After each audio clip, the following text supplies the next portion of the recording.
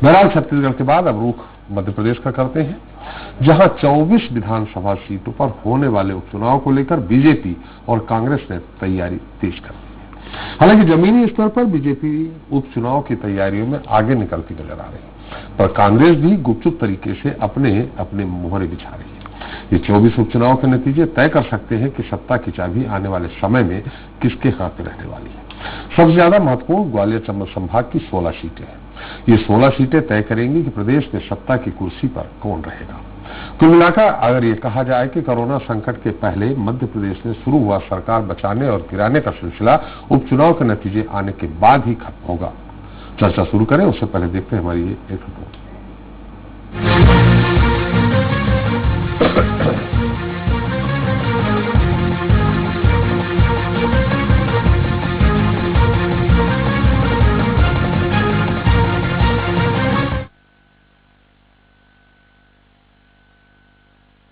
सियासी रंग चढ़ने लगा है। इस बार सियासत के सियासतदानों की नजर है मध्य प्रदेश में आने वाले समय में होने वाले 24 विधानसभा उपचुनाव पर। कोरोना संकट के पहले मार्च में शुरू हुआ ये सियासी संग्राम 24 उपचुनाव के नतीजों के बाद ही समाप्त होगा। ये 24 सीटों के नतीजे मध्य प्रदेश में सरकार के भविष्य को भी तय करेंगे। कुल मिलाकर ये विधानसभा उपचुनाव से ज्यादा ये सत्ता की चाबी है। 15 साल बाद सत्ता में आई कांग्रेस 15 महीने भी सत्ता में नहीं रह पाई। अब कांग्रेस को इन 24 सीटों के दम पर फिर एक बार सत्ता में आने की आस है। वहीं जमीनी स्तर पर बीजेपी उपचुनाव की तैयारी को लेकर कांग्रेस से आगे निकलती नजर आ रही। चर्चा से पहले देखते हैं हमारी ये खास रिपोर्ट। 24 सीटों के नतीजों पर टिकी सरकार, किसकी होगी जीत और किसकी होगी हार। उपचुनाव के रणभेरी तैयार। मध्य प्रदेश में कोरोना संकट के बीच एक बार फिर सियासी रंग चढ़ने लगा है। इस बार सियासत के सूरमाओं की नजर है मध्य प्रदेश के आने वाले समय में होने वाले 24 विधानसभा उपचुनाव पर। कुल मिलाकर ये कहा जाए कि 24 सीटों के नतीजे ये तय करेंगे कि प्रदेश में किसकी सरकार रहेगी तो गलत नहीं होगा। सिंधिया समर्थक और कांग्रेस के बागी विधायकों के जाने के बाद कमलनाथ सरकार आखिर गिर गई। बीजेपी ने उपचुनाव की तैयारी तेज कर दी है। नरोत्तम मिश्रा का कहना है कि उपचुनाव की तैयारी जनता कर रही है, बीजेपी में जनता काम करती है। उपचुनाव के लिए तैयारी भारतीय जनता पार्टी को थोड़ी करना है। भारतीय जनता पार्टी को जो काम करती है जनता तैयारी करती है उसके लिए। इधर पूर्व मंत्री पीसी शर्मा का दावा है कि कांग्रेस सभी 24 सीटों पर उपचुनाव जीतेगी। 24 की 24 सीट कांग्रेस जीतेगी और जैसा बीजेपी कह रही कि वो तैयारी नहीं करते, जनता तैयारी करती, तो इस बार जनता ने तैयारी कर ली कि भारतीय जनता पार्टी को शिकस्त देना है पूरी तरह से। हालांकि तैयारियों के मामले में बीजेपी ज्यादा एक्टिव दिखाई दे रही है, पर कांग्रेस भी गुपचुप तरीके से कार्यकर्ताओं से संपर्क में है। Bureau report, Swaraj express. तो उपचुनाव के रण आज के इस मुद्दे पर चर्चा करने के लिए हमारे साथ स्टूडियो में मौजूद हैं बीजेपी प्रवक्ता आशीष अग्रवाल जी हमारे साथ होंगे ग्वालियर से। कांग्रेस के संभागीय प्रवक्ता धर्मेंद्र शर्मा जी हमारे साथ ग्वालियर से होंगे। आप दोनों लोगों का बहुत बहुत स्वागत है।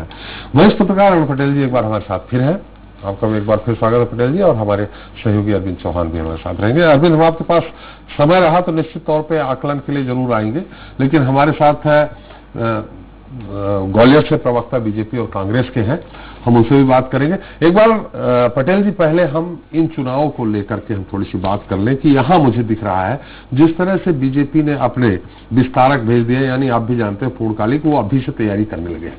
लेकिन कांग्रेस के पास इस समय बहुत कुछ करने के लिए कांग्रेस को बहुत कठिन है, क्योंकि सिंधिया साथ में नहीं है, सरकार बीजेपी की है और उपचुनाव सामान्यतः सरकार के होते हैं। ऐसे में कांग्रेस को बहुत जरूरत है, लेकिन कांग्रेस की कहीं रणनीति नहीं दिख रही है। नहीं, कांग्रेस की रणनीति नहीं दिख रही है कि कोरोना के पहले उन्होंने वीडियो कॉन्फ्रेंस से कुछ व्यवस्था कर रखी है। कमलनाथ जी ने बात की है, दिग्विजय सिंह अलग स्तर पर बात कर रहे हैं, तैयारियां उनकी भी हैं, भाजपा की तैयारी, भाजपा ने विस्तारक भेज दिए हैं। दिक्कत यह कि कांग्रेस का चुनाव जैसे कार्यकर्ता उसकी टीम लड़ती है, कांग्रेस का चुनाव संगठन स्तर पर आज तक कहीं नहीं लड़ा गया है, क्योंकि भाजपा का चुनाव भाजपा में जो कार्यकर्ता है वो तो लड़ते हैं, उसके अलावा उनके पास संघ के अनुसांगिक संगठनों के जितनी बड़ी फौज है वही चुनाव लड़ती है, लेकिन जो माहौल बनता है तो चुनाव नतीजे नहीं बनता, क्योंकि पहली बार मध्य प्रदेश में 24 उपचुनाव एक साथ हो रहे हैं, इसलिए अलग अलग इलाके में हो रहे हैं और उपचुनाव भी इतने ज्यादा है कि उसमें क्या होगा भी नहीं कहा जा सकता। लेकिन इस उपचुनाव में निश्चित तौर पर दो लोग के बीच इसके मेन वो हैं, एक है ज्योतिरादित्य सिंधिया और दूसरे कमलनाथ। ये कमलनाथ की कुर्सी गई है, उनको वापस ला पाना है और सिंधिया जी को सिंधिया जी के ऊपर एक मानसिक दबाव ये भी रहेगा, मनोवैज्ञानिक दबाव अपने समर्थकों का, कि जिन लोगों ने उनके कहने से अपनी सदस्यता छोड़ी थी, मंत्री पद तो मिल जाएगा, लेकिन उनको फिर से विधायक की पूरी दिला पाते हैं नहीं सिंधिया जी की प्रतिष्ठा के साथ। और मंत्री पद 6 महीने, फिर 6 महीने से ज्यादा नहीं रहेगा अगर विधायक नहीं रहेगा। नहीं मिले, क्योंकि मंत्री लेट बनाए थे, अब उसके ये 6 महीने रह सकते हैं, नवंबर चुनाव कुछ टाइम और ये चुनाव नहीं, 2 बार और रह सकते हैं ना, 2 बार रह सकते हैं, 2 बार नहीं 2 बार नहीं रह सकते, एक ही बार रह सकते, एक ही बार। अभी 6 महीने में क्योंकि फिर एक बार इस्तीफा दिला के एक दिन बाद फिर से दे सकते हैं ना। एक बार अपने दिग्विजय सिंह ने रखा था, इब्राहिम कुरैशी को रखा था, लेकिन उनको दोबारा शपथ नहीं दिला पाए थे। अब ये गवर्नर के ऊपर, गवर्नर इसमें क्या लेते हैं ज्यादा, तो ये इसमें कोई लिखित वैसा नहीं है, ये गवर्नर की विवेक पर है। लेकिन वो स्थिति में भी मंत्री पद भले उनको मिल जाए, लेकिन वो मंत्री पद स्थायी जब ही होगा जब वो विधायक बन जाएंगे। जी जी जी। तो इसलिए ये जरूरी है और सरकार का स्थायित्व भी उस पर होगा कि मंत्री, क्योंकि कमलनाथ जी को भरोसा है कि हम फिर से वापस आ रहे हैं और ये उन्होंने सरकार जाते से प्रदेश कांग्रेस से कह दिया था कि 15 अगस्त को हम फिर से कमलनाथ जी झंडा फहराएंगे, लेकिन 15 अगस्त तो संभव नहीं है, कोरोना महामारी के चलते अब 15 अगस्त की तारीख तो उसमें निकल जाने वाली है। लेकिन आगे क्या होगा, ये इन दोनों ही नेताओं की असली प्रतिष्ठा दांव पर है, क्योंकि शिवराज जी उतनी सीट तो ले आएंगे जितने में उनकी सरकार बच जाए, लेकिन कमलनाथ जी उतनी सीट लाने से रोक पाते नहीं, और क्योंकि इस बार सिंधिया कांग्रेस के साथ नहीं है। लेकिन जो ये चुनाव 2 मुद्दों पर लड़ा, भाजपा बताएगी कि कांग्रेस ने कुछ नहीं किया, वायदा खिलाफी की, इसलिए जनता हमारे साथ है और जनता हमारे साथ रहेगी, इन्होंने कोई वायदा पूरा नहीं किया जो किए थे। दूसरा, कांग्रेस की पूरी ताकत इस बात पर होगी कि जो विधायक आए हैं उन्होंने जनता के जनादेश को अपमान किया है, और अब इसमें से जनता किसको चुनती है ये चुनाव नतीजे में पता चलेगा। लेकिन असली किरदार इस चुनाव के ज्योतिरादित्य सिंधिया और कमलनाथ। धर्मेंद्र जी हमारे साथ। धर्मेंद्र जी, एक तरफ बीजेपी अभी से कमर कस ली, सरकार उनकी है, सामान्यतः उपचुनाव सरकार के पक्ष में रहते हैं। जो सिंधिया जी आपके साथ नहीं है, जो ग्वालियर चंबल संभाग के मेन धुरी है, अब ऐसी स्थिति में कांग्रेस, वहीं की बात कर लेते हैं, 16 जो वहां होने हैं चुनाव, कांग्रेस कैसे कह रहे हैं आपके पूर्व मंत्री कि हम सारी जीतेंगे, कैसे जीतेंगे आप चुनाव? धर्मेंद्र जी।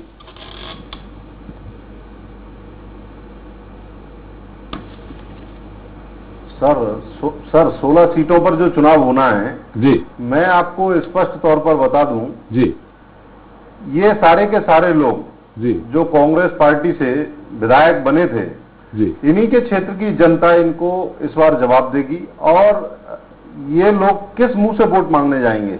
इन्होंने 15 साल तक भाजपा के कुशासन के खिलाफ जनता में जो प्रचार किया, माहौल बनाया और चुनाव चिन्ह हाथ के पंजे पर वोट मांगा।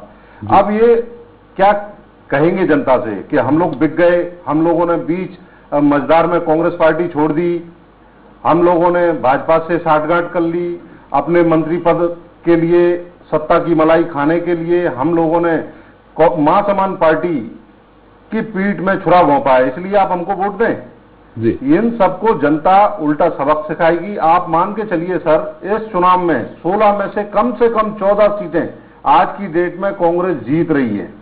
और मैं आपको विश्वास से कह रहा हूं, ये मेरा अंदर का आत्मविश्वास नहीं, ये प्रत्येक कांग्रेस के सच्चे कार्यकर्ता का विश्वास है कि हमें किसी के आने जाने से कोई अंतर नहीं पड़ा है।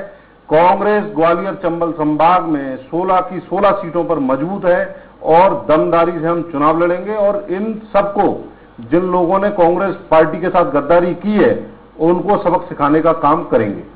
मतलब सिंधिया जी का आपके कहने पर कोई प्रभाव नहीं है वहां? पिछली बार सिंधिया जी के प्रभाव के ही कारण इतनी सीटें, 32 सीटें लाए थे आप। जी नहीं, ये भाजपा के कुशासन के कारण से हम लोगों की इतनी सीटें आई थी और ये कुशासन अभी तक जारी है। आपने देखा होगा कि जब पूरे देश में लॉकडाउन है और उस समय गरीब मजदूर सड़कों पर दर बदर भटक रहा है, 2 वक्त की रोटी के लिए जो शहर में आता था, आज वो अपने गांव जाने के लिए तरस रहा है। जी। इनके कुशासन का आपको एक रूप देखने को यह मिलेगा कि इनके नेता उस लॉकडाउन में अभी भी अपनी राजनीति और चुनावी बिसात को चमकाने के लिए भाजपा कार्यकर्ताओं को इंदौर से भोपाल ले जाकर सदस्यता दिला रहे हैं। इनको जनता की और जनता के स्वास्थ्य की कोई चिंता नहीं है। इनका शुरू से एकमात्र उद्देश्य रहा है, हमें किसी भी प्रकार से केवल और केवल सरकार बनानी है। और अब इनका ये चरित्र और चेहरा जनता के बीच उजागर हो चुका है। इन्होंने किस प्रकार से खरीद फरोख्त कर कांग्रेस के विधायकों को लालच देकर सरकार गिराकर अपनी सरकार बनाई है, वह जनता में उजागर है। और आप देखेंगे क्षेत्र की जनता के लगातार ऑडियो वायरल हो रहे हैं, वो इनको सबक सिखाने के लिए बेताब है। चलिए आशीष जी क्या कहेंगे आप? धर्मेंद्र जी पूरी जीत रहे हैं, 16 की 16 है। गालिब का शेर सबसे पहले तो मैं अपने मित्र और भाई धर्मेंद्र जी को सौंपता हूं कि हमको मालूम है जन्नत की हकीकत लेकिन दिल को खुश रखने के लिए गालिब ये ख्याल अच्छा है। तो धर्मेंद्र जी स्वयं जानते हैं, परंतु वो विपक्षी प्रवक्ता हैं तो अपना धर्म निभा रहे हैं और बखूबी निभा रहे हैं। देखिए एक मोटी मोटी बात निकाली। आशीष जी जनता तो ये सवाल करेगी, आशीष जी थोड़ा सा जनता तो ये सवाल करेगी कि यार हमने आपको पंजे से जिता के भेजा, आप 15 महीने में हमसे बिना पूछे हमने आपको जिताया, उनसे बिना पूछे आपने पार्टी बदल दी। ये तो सवाल करेगी जनता की, नहीं करेगी। देखिए मैं वही आपसे कहना चाह रहा हूँ। सबसे पहले तो ये जो भ्रम फैलाया जा रहा है कि भारतीय जनता पार्टी ने कांग्रेस की सरकार गिराई, तो इसको तो स्वयं कांग्रेस के पूर्व मुखिया कमलनाथ जी स्पष्ट कर चुके हैं बड़े जिम्मेदार चैनल के साथ साक्षात्कार में। वो बड़े बड़े अक्षरों पे चला था कि ये सरकार को गिराने में दिग्विजय सिंह जी का हाथ है। उन्होंने दिग्विजय सिंह जी पे कुछ ज्यादा विश्वास किया, इस कारण ये सरकार नहीं चली। ये सरकार जैसा हम कहते थे अपने अंतर्द्वंद से गिरी है। जब अपने अंदर रह रहे भाइयों के साथ आप दुर्व्यवहार और सोतेला व्यवहार करते हैं तो कुछ इसी तरह के परिणाम आते हैं। जब सिंधिया जी कहते थे कि किसानों का कर्ज माफ नहीं हुआ तो कमलनाथ जी कहते थे कि सड़क पे उतर जाए, तो वो उतर गए। तो मतलब प्रतिष्ठा अपना मान सम्मान सबसे बड़ी चीज होती है। तो उस मान सम्मान को बचाने के लिए इन विधायकों ने इस्तीफा दिया। और ये जो बहुत बड़ा मैं ऐसा मानता हूं कि सैक्रिफाइस है। एक आदमी एक छोटा सा पद नहीं छोड़ पाता। उन विधायकों ने, किसी ने मंत्री पद त्यागा, किसी ने अपने नेता के लिए अपना विधायक पद त्यागा, और आज वो जनता के बीच जाने में अपने आप को सक्षम महसूस कर रहे हैं। तो निश्चित ही उनके अंदर एक अंतरात्मा की आवाज होगी जो आएगी। दूसरा विषय, मुझे कांग्रेस ही उस बिल्ली की तरह समझ आते हैं जिनमें स्वयं में कुव्वत ना होने के कारण छीका फूटने का इंतजार करते हैं। इनमें से ज्यादा कांग्रेसी सिर्फ एक बात का इंतजार कर रहे हैं कि भारतीय जनता पार्टी में किसी भी तरह की अंतरकलह हो और उसका ये फायदा उठा पाए। तो मैं इनको आश्वस्त कर देना चाहता हूं कि भारतीय जनता पार्टी एक मजबूत नींव पर टिकी हुई इबारत है। ये ना गिरेगी ना डगमगाएगी। आज वो जितने भी सम्मानित सदस्य हैं भारतीय जनता पार्टी के कार्यकर्ता हैं, और भारतीय जनता पार्टी जो इस विश्व का सबसे बड़ा दल है, जिसकी कार्यकर्ता की स्ट्रेंथ इतनी ज्यादा है, वो उस मजबूती के साथ इस चुनाव में उतरेगी कि इनके परखच्चे उड़े नजर आएंगे। दूसरी बात, जब ये चुनाव में जाएंगे तो 15 माह में इनके जो अत्याचार है, इनका भ्रष्टाचार है, इनका तबादला उद्योग है, और इनकी जो वादा खिलाफी है, ना किसान का कर्ज माफ हुआ, ना बेरोजगारों को भत्ता हुआ, मुद्दा ये होगा। और भारतीय जनता पार्टी ने जब से सरकार संभाली है मानवता की सेवा में लगी है, और ईश्वर का लाख लाख शुक्र है कि इस संकट की घड़ी में शिवराज सिंह जी चौहान इस प्रदेश के मुखिया हैं, क्योंकि कमलनाथ जी होते तो हे भगवान न जाने क्या होता। तो भारतीय जनता पार्टी इस मध्य प्रदेश के 24 के 24 उपचुनाव जीतेगी और जनता का दोनों हाथ खोल के समर्थन हमें मिलेगा। चलिए धर्मेंद्र जी आप कुछ कहना चाह रहे हैं? एक मिनट संक्षेप में अरविंद, बहुत संक्षेप में, लंबा इसका एनालिसिस नहीं करिएगा। क्या होगा वहां, जनता जवाब मांगेगी या सिंधिया जी प्रभाव या बीजेपी के प्रभाव से 16 में से? एक निवेदन, हाँ धर्मेंद्र जी आपके पास आ रहे हैं हम, एक मिनट संक्षेप में हम अपने अरविंद जी की, अरविंद ग्वालियर से ही है इसलिए बहुत संक्षेप में। अरविंद, जनता का प्रभाव रहेगा या सिंधिया जी या बीजेपी के प्रभाव से बीजेपी जीतेगी या जनता की नाराजगी रहेगी? अभी इस समय तो वहां स्थितियां जो हैं सिर्फ कोरोना काल के चलते अभी कुछ नहीं कहा जा सकता, लेकिन साफ तौर पर ये बात निकलकर सामने आई है कि जनता तो जरूर सवाल करेगी और सवाल कर भी रही है, क्योंकि जिस तरीके से वहां पर पूरा सत्ता का उलटफेर किया गया, लोगों के दिल में ज्योतिरादित्य सिंधिया का बहुत सम्मान था और आज भी उनका सम्मान है, लेकिन ये सब सारी जो गतिविधियां हुई हैं तो उससे कहीं ना कहीं जो भाजपा के जो नेता हैं, जो अब कांग्रेस के नेता जो भाजपा में शामिल हो गए हैं और इलेक्शन में जाएंगे और चुनाव में जाएंगे, मैदान में जाएंगे, लोगों से वोट मांगने जाएंगे, तो कहीं ना कहीं गिलानी का अनुभव तो जरूर होगा। लेकिन एक साथ ये भी कहेंगे कि बराबर जो भाजपा के वरिष्ठ नेता हैं वो बराबर ये भी कहते चले आ रहे हैं कि अभी 22 लोगों ने इस्तीफा दिया है, 10 विधायक और भी इस्तीफा देने की कतार में खड़े हुए हैं। इसी के चलते आज देखा गया है कि इंदौर से कई भाजपा के जो पदाधिकारी हैं, जिला पंचायत सदस्य हैं, जनपद पंचायत अध्यक्ष हैं, उन्होंने आज भाजपा की सदस्यता ग्रहण की है। तो साफ तौर पर भाजपा का ये हमेशा शुरू से स्ट्रेटजी रही है कि वो लड़ती है तो वो ताकत से लड़ती है, उसका फायदा जरूर भाजपा को मिलेगा। तो वहीं पूरी तैयारियां भाजपा ने शुरू कर दी है, कांग्रेस ने अभी तक कोई ज्यादा तैयारी शुरू नहीं की है। हालांकि डॉक्टर गोविंद सिंह बराबर अपने जो क्षेत्र है उनका वो वहां पर जा रहे हैं, लोगों से मिलजुल रहे हैं। एक संकट सबसे बड़ा उनका त्रिपाठी जी वहां पर यह भी रहेगा कि अब ये कांग्रेस में किसे टिकट दें, कहीं ऐसा ना हो टिकट देते ही भागीरथ प्रसाद जैसा हाल हो जाए, तो ये बड़ा चिंता और सोच का विषय रहेगा कांग्रेस के लिए। इसलिए कहीं ना कहीं पूरी सोच समझ के साथ टिकट बंटवारे को लेकर मंथन होगा। इसके बाद नेता नहीं है उनके पास, आपके कहने का मतलब ये है जी।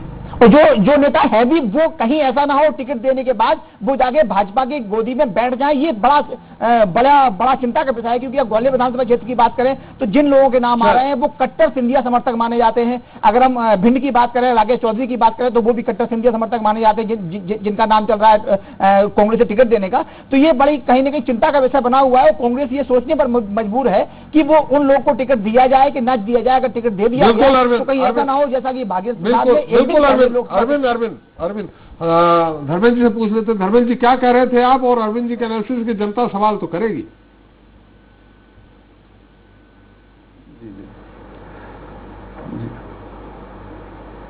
त्रिपाठी सर, मैं आप बड़े सम्मानीय साथी हैं मेरे आशीष जी। पहले तो उनके एक प्रश्न का जवाब दूंगा जी। उन्होंने जो कहा कि हमारी एकता को ये लोग बिगाड़ना चाह रहे हैं, आपके संगठन की लड़ाई अभी ग्वालियर में आपने जिलाध्यक्ष बनाया, जग जाए हो गया, हम लोगों ने थोड़ी किया है, आपके भाजपा के लोग खुद बगावत कर रहे हैं। और एक और चीज मैं आपको स्पष्ट तौर पर बता दूं, ये जो अरविंद जी ने कहा है, इस समय जो कांग्रेस के साथ है वो कांग्रेस के साथ है, कांग्रेस उनकी मात्र संस्था है और वो पार्टी के साथ खड़े हुए हैं। इस बार पार्टी बहुत मजबूत है और आप इसका परिणाम देखेंगे। आप ये देखिए, इनकी बौखलाहट, इनके जो प्रत्याशी जो पहले कांग्रेस से चुनाव लड़े थे, इस समय उनकी बौखलाहट आप इससे अंदाजा लगाइए कि कोरोना काल में उनको लोकल डिस्टेंसिंग, सोशल दूरी की जो बात चल रही है वो नहीं दिखाई दे रही। कल डबरा में एक गांव पड़ता है बलुआ, वहां पर इमरती देवी द्वारा 200 से ज्यादा कार्यकर्ताओं को इकट्ठा किया गया। ग्रामीण के नए अध्यक्ष जो निर्वाचित हुए हैं, इनके निर्वाचित क्या इन्होंने जो बनाए हैं, उनके स्वागत में ढोल नगाड़े बजाए गए। इस समय इन्हें जनता से कोई लेना देना नहीं है। ये लोग इतने भयभीत हो गए हैं, इनको पता है कि हम लोग चुनाव हार रहे हैं। अभी से चुनाव की तैयारियां, लोगों को फोन करना, अब आप देख रहे होंगे बड़े बड़े नेता आजकल छोटे छोटे कार्यकर्ताओं को भी फोन लगा रहे हैं, क्योंकि अंदर का इनका डर जग जाहिर हो चुका है। ये अंदर से बहुत भयभीत हैं। आप ये मान के चलिए 16 ग्वालियर चंबल की जो सीटें हैं वो तो कांग्रेस मजबूत है ही, लेकिन मैं पूरी की पूरी 24 सीटों की बात कर रहा हूं। 24 की सीटों में अगर भाजपा 2 सीट भी जीत ले 24 में से, तो आप बड़ी बात मानना। और ये जनता ये सवाल करेगी कर्ज माफी का। मित्र आशीष जी मेरे साथ बैठे, मैं उनसे चर्चा करूंगा। धर्मेंद्र जी, जनता सवाल करेगी कर्ज माफी का, जनता सवाल करेगी जो आपने रेगुलर करने को कहा था अतिथि शिक्षकों को, उसका सवाल करेगी, जनता सवाल करेगी बेरोजगारी मुद्दे का। ये भी तो सवाल होंगे आपके सामने।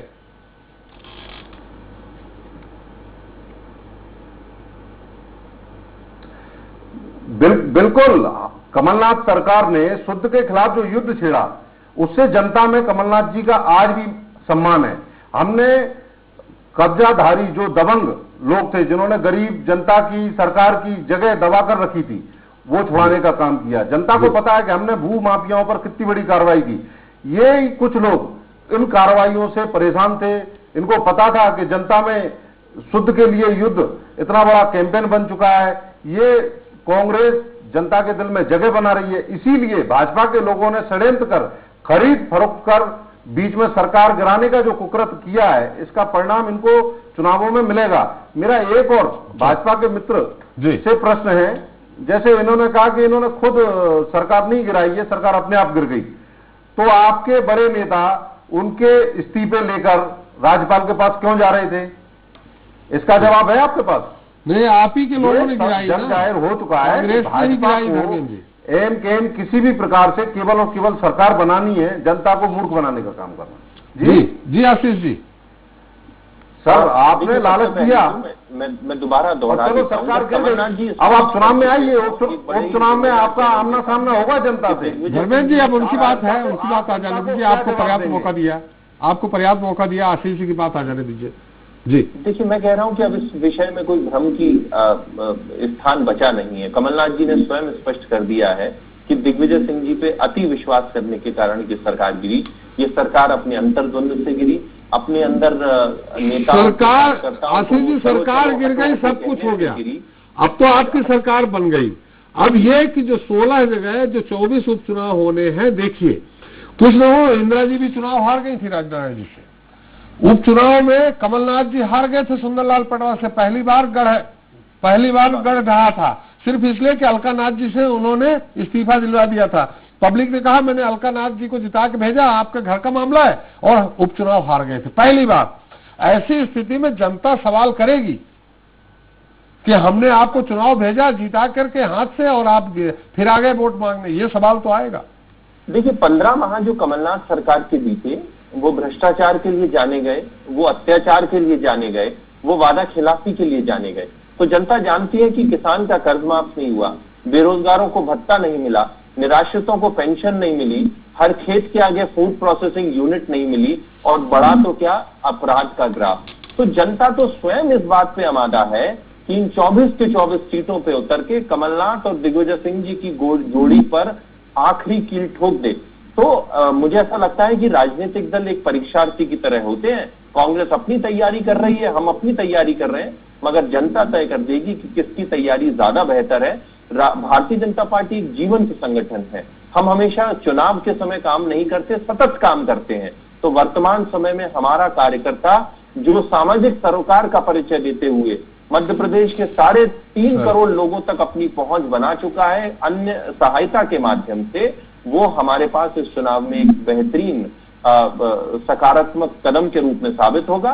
कांग्रेस एक सोता हुआ संगठन है जो अपना राष्ट्रीय अध्यक्ष और प्रदेश अध्यक्ष दोनों तक नहीं चुन पाई, वो चुनाव क्या जीतेगी। चलिए आशीष जी और पटेल जी, आपकी संक्षिप्त टिप्पणी। इस पूरे दोनों लोगों का दावा है अपना अपना, एक पूरे 16 जीत रहे, 24 के 24 जीत रहे। देखिए त्रिपाठी जी, आज पर ही आसमान टिका हुआ है, तो दावे तो दोनों करेंगे, लेकिन जैसा आपने पहले कहा कि उपचुनाव में सामान्यतः सरकार जीतती रही, लेकिन ये उपचुनाव की दूसरे प्रकार का माहौल है। ये 24 सीटें सरकार बना सकती है, सरकार रख सकती है। तो इसमें एक प्रकार से जनता को तय करना है कि जो सरकार दल बदल से बनी है उसको रखना है या नहीं रखना है। तो ये क्योंकि 24 उपचुनाव, कोई एक या दो उपचुनाव सरकार पर से नहीं डालते, इसलिए आप कांतिलाल भूरिया उपचुनाव जीते सरकार, लेकिन जब सरकार नहीं थी तब भी वो जीते।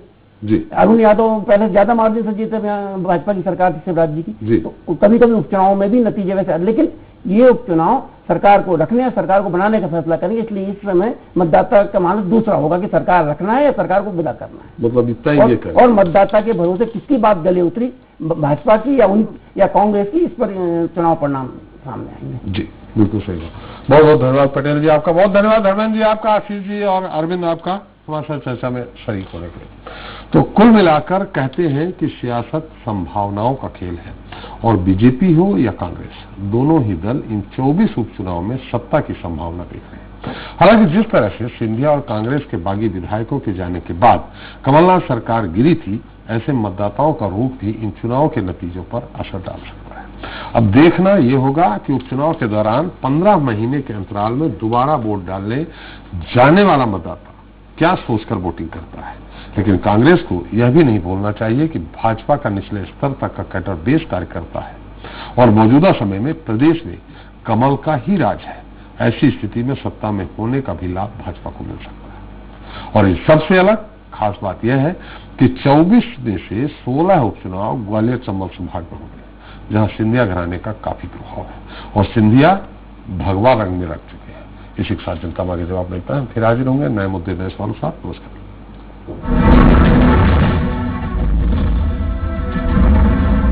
आप देख रहे थे नंबर 1 प्रोग्राम जनता मांगे जवाब।